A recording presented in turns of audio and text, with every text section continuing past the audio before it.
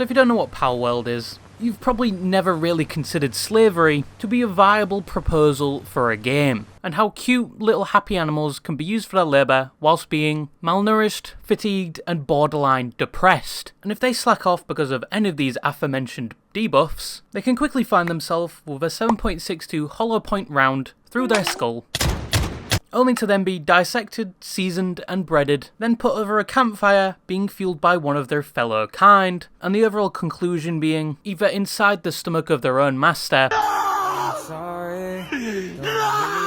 or their own kind. Welcome to Palworld, where we are only a few weeks away from NSFW mods being added, so we can seriously ramp up the abuse we can do to these animals. In my opinion, Elizabeth is obviously getting it first, but if we are talking about the game in general, it's a mix between Ark Survival Evolved. Was it the dodo bird? Oh yeah. Not that. Yes, it is a dodo bird with a hat on! Matt, stop! Zelda, Genshin Impact,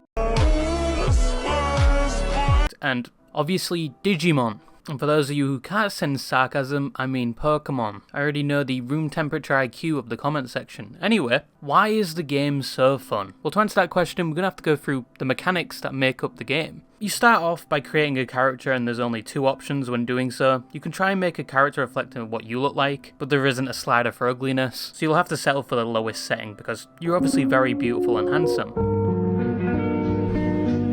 In your own way. A blind in both eyes way. The other option is to create the ugliest homunculus in existence by hitting the randomize button. I went with this and got the equivalent of Barney with dreads. Where's the randomize button? Wait, you think it allows you to swap your OS without it fucking deleting everything and we have to like re-download? Yeah.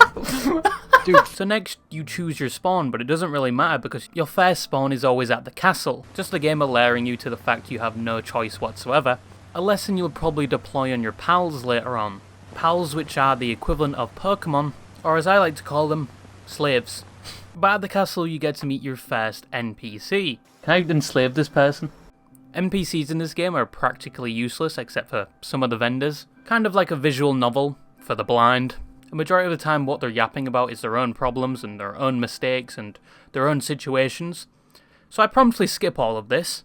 Take this with you and blow your brains out while you're at it. And skip all dialogue available because I have pals to enslave and work to death. Speaking of which, the first pals you'll see are either a chicken or a cat. And the only way to catch them is by first making sure their level is the same as yours or lower, so that you can domestically abuse them.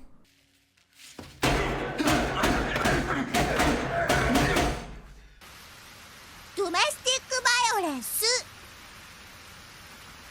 And then subsequently catch them with your Palsphere. Kick me again? My first fleshlight! Which are the Pokeballs of this game and have many different variants, which the top tier has the highest catch rate and is extremely easy to catch a pal with. But right now you have the dog feces of all of them, which is the blue one, which you can pick up from around the world, or from chests, or craft yourself. But you've caught your first unlovable, ugly, below average and disappointing pal. Which at a moment's notice, if you find another pal that is even a higher level or just aesthetically more pleasing, you'll throw that one straight into the meat grinder. This ain't no Ash Ketchum and Pikachu. This is a 50 Shades of Grey type relationship with no sexual content whatsoever. Just the sadism. Just the sadism. But here's a little tip so you don't have to spend half your day just grinding to level up. Yes, this is top 10 tips the pros don't even know. Just catch 10 of the same Pokemon, then move on to the next Pokemon, and catch 10 of that. That is the easiest way to level up, except for being a little cheater and turning up the XP gained meter. Only humans that regularly distribute soy from their body do that. So you've got your first pal, and you've leveled up for the first time. Make sure you hit the beacon so you can fast travel to it. And any other beacon around the world so you can fast travel to them as well. Next you can either choose to level up your health, weight, attack, stamina, and crafting speed. These weren't taken from Ark whatsoever. Most of which are useless except for the weight and health because your slaves will be doing the majority of that. Day is never finished. Master got me working. Someday Master set me free. Now you can go into your tech tree and choose something you want to learn to craft. Which also wasn't taken from Ark. Now you can start creating primitive tools such as an axe and pickaxe, which you'll be using for a solid 10th of the game because your slaves will be doing the rest. Day is never finished. Slavery is Badass. The next thing you want to craft is a pal box, which you can fast travel to and store your pals in it. They're not actively equipped in your party, which is a maximum of 5. But because it's a survival game, you also need to eat, and so do your pals. I know, they're already asking for too much. I'd recommend picking berries because they supply a lot, and you won't have to break the Geneva Convention killing your first pal. But you also won't have to worry about thirst because thirst isn't even in the game yet, or ever going to be. So unfortunately you won't get to drink the tears of your pals. But the best thing you can do in Palworld is human slavery. There are human factions scattered all around the map, and these guys hate you. But if you get them down to really low health, you have a chance of capturing them. This holds no advantage whatsoever because most of your pals have better stats than them. The only benefit of it is to humiliate them. Because once again, slavery is badass. The first boss is Zoe and Grisbolt, which, goddamn. Oh my god!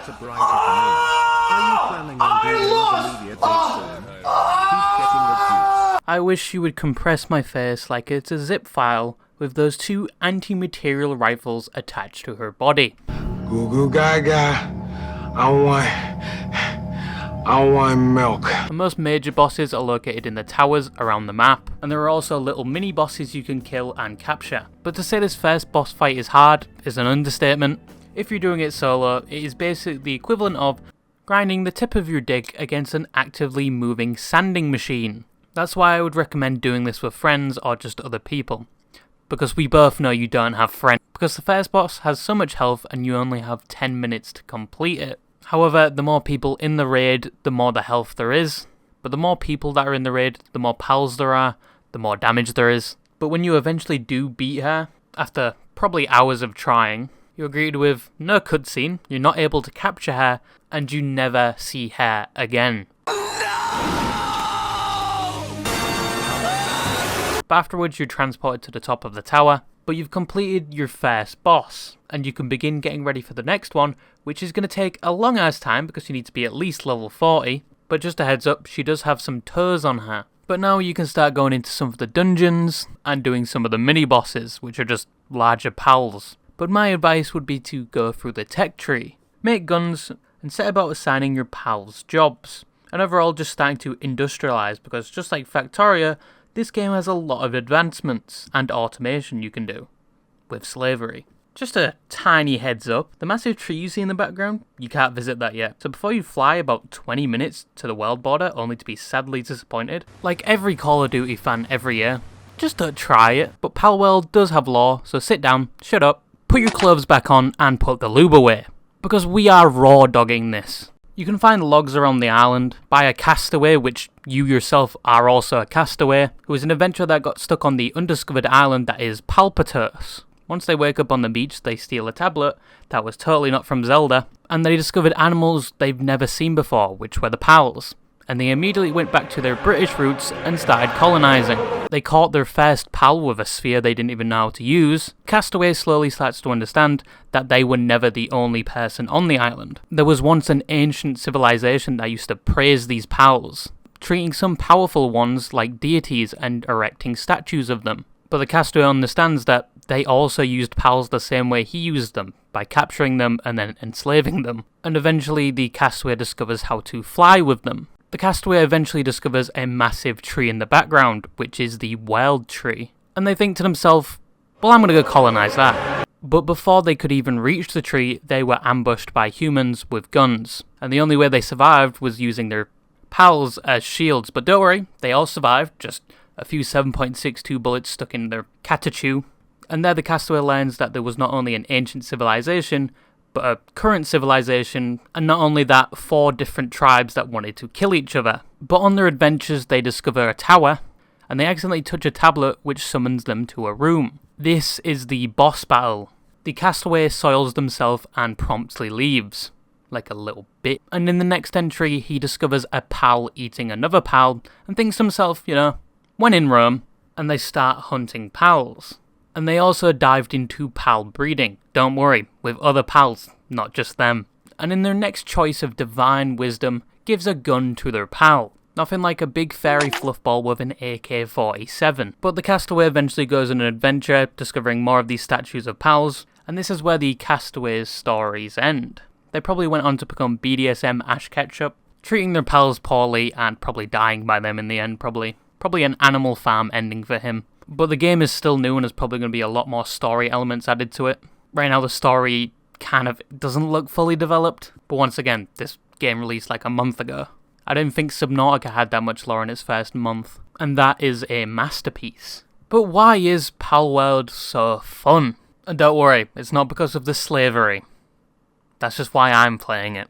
But with every new Pokemon releasing nowadays being so low effort and the graphics basically looking like Spyro, the original PlayStation version, so much so you could probably run it on a calculator, and not to mention it's the same game every year, just a few sprinkles of ketamine added on top for every release. And the fact that Palworld came out with mod support on its initial release, making it able to make the game even better, like changing the models of your Pokemon to have double Ds. But people have understandably become sick of Pokemon and Nintendo with just the low effort Pokemons.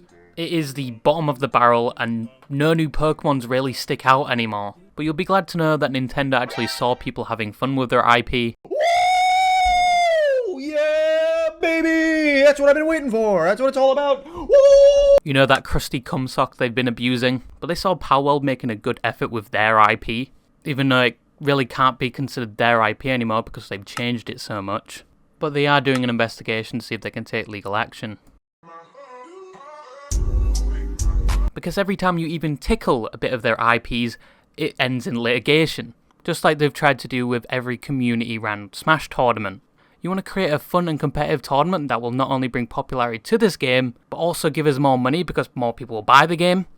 Well, nah, here's some cease and desist letters. But if you take Pokemon, mix it together with other fun games like Ark and Genshin Impact, that game is not fun. But you take all of those games, mix them all together and add animals with guns on the end, you've got a goofy idea. Which most people thought was a joke, but when you actually play the game, you see that substantial effort was poured into it. Even though that entirely from the outside, it looks like a meme game. I mean, most of the things in the game aren't unique. You have Pokemon that have been mangled enough for copyright purposes, you have a fast travel and boss system ripped directly from Genshin Impact, and the tech tree, building, leveling up, mounting system, and combat from Ark Survival Evolved. But this game succeeds at the fact these games are just taped together. They are all surgically dissected. Yes, I'm meat riding this game so hard right now. And yes, the game is very buggy, but it's just released and it already has more concurrent players than most AAA games, like COD or CS. Anyway, in this game there's always something to do. And always something new to see in the game, whether it's a new pal, a new dungeon, a new location, or building technology you never knew was even in the game. In a day and age where people are fatigued with these AAA titles putting in bare minimum, this game, just like Lethal Company, has flopped out their cock in a way that a shadow is just covering these AAA titles. Even though Lethal Company gets a lot of flack because it was made by a fairy, these games are significantly better than these AAA titles. And Lethal Company had like one person making it, and Palworld, it's just a small team. And Lethal Company was released for $10 and Palworld is around $30. Whereas if I want to play the latest Call of Duty with the newest edition being one pile of dog feces moved 10 centimeters to the left, or now how I could supposedly play as Homelander in a supposedly realistic and immersive shooter. But $70 for an absolutely terrible campaign and terrible multiplayer that has just been a reskin is a travesty. But Palworld is like $30 and the devs are even making fun of people on Twitter that think it's promoting terrible messages to its audience which are like animal abuse or something. Which is just stupid to think about, because if you think about it like this, if I'm on Palworld and I shove a Catachu into a meat grinder, it doesn't mean I'm going to get my poor dog's ashes and use it like Nesquik, because Palworld made me hate animals. But to conclude everything, I actually enjoy the game. It's got a lot of content for a game that's original attraction was Pokemon with guns. But I'm excited to see where the game goes, and how much I can abuse my slaves in the future. Thanks for watching the video. Just one slight problem, the buttons you try to light up by saying like and subscribe don't work that well for me, even when I am screaming bass boosted down the mic. So if they don't light up, I'm gonna execute this pal. And believe me, I'll know. So, like and subscribe. Yeah, I was going to do it either way. This idiot was like level 30 and he is basically just a bullet sponge at this point. like all he knew was grass whip. Anyway, bye-bye.